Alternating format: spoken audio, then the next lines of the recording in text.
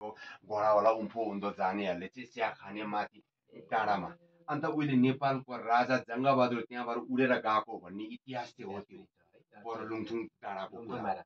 लुङथुङ डाँडा त्यहाँबाट यहाँ गएर यो चाहिँ ऐतिहासिक ठाउँ हो नि त तपाईँको त्यहाँबाट त्यसको बादमा चाहिँ चलेर चाहिँ अब यो 59 को बादमा चाहिँ यो तपाईँको जेलेतलाको बाटो बन्द भयो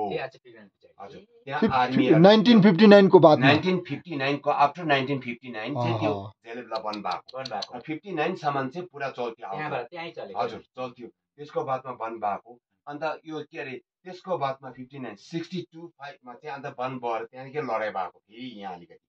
लडाइँ हुँदाखेरि चाहिँ त्यतिकै सेराथाङतिर अलिकति मान्छे घाइते भयो मर्यो हो तर घटना त बेसी गर्नु सकेन त्यतिखेर सेबुक रोड तल सिलिगुडीबाट एउटा ट्याङ्कले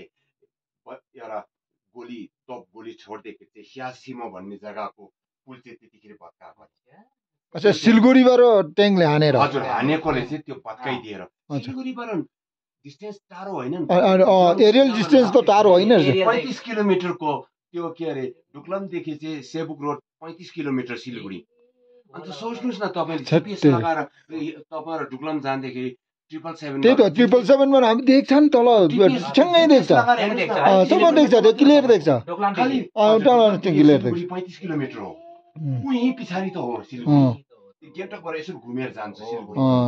त्यो गर्दाखेरि चाहिँ त्यो स्यासिमाको त्यो पुल चाहिँ भत्काएर चाहिँ इतिहास त्यहाँदेखि चाहिँ त्यो बन्द भएको छैन एकदम यो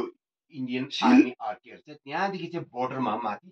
त्यो बोर्डर पनि या टियर जङ्सन भोकरी पोस्टमा चाहिँ फौजी थिएन त्यति बेला यो डुक्लम साइडमा डुकको उतापट्टि चाहिँ अब किन चाहिँ भुटानको आर्मी थियो भुटानको आर्मी भनेर चाहिँ उता डुक पार्टी थियो अहिले 777 पार्टी चाहिँ भुटानको आर्मी हुनाले गर्दाखेरि चाहिँ यता टियर जङ्सन पार्टी चाहिँ आर्मी छैन आर्मी नहुँदाखेरि चाहिँ यो जुन चाहिँ जेलेप्ला र टाइगर हिल अन्त पर त्यो ऊँट हिल भन्छ नाचेलाको त्यो डाँडामा तम्जे साइडको त्यहाँ चाहिँ आर्मी इन्डियन आर्मी बस्नु थाल्यो त्यो बस्नु थाल्दाखेरि चाहिँ त्यतिखेर यहाँबाट घोडाहरू अब फोर्ट्रेस भन्छ आर्मीले एसएनएस को फन्डबाट आउँछ त्यति बेला त एउटा युज गर्नु एउटा 75 मा त अन्त तपाईले हैन तपाईले त्यो आर्मीहरु आए यहाँ बसेछ त्यो राजालाई थाहा भयो थाहा थिएन किन उहाँलाई थाहा बिना त कसरी त्यो हुन्छ राजाले नै आइदेऊ भन्यो त्यस्तो केही भन्यो होला त्यो अब हाम्रो सिक्किमकै राजाले अब भोटको सुरक्षाको लागि इन्डिया गभर्नमेन्टसँग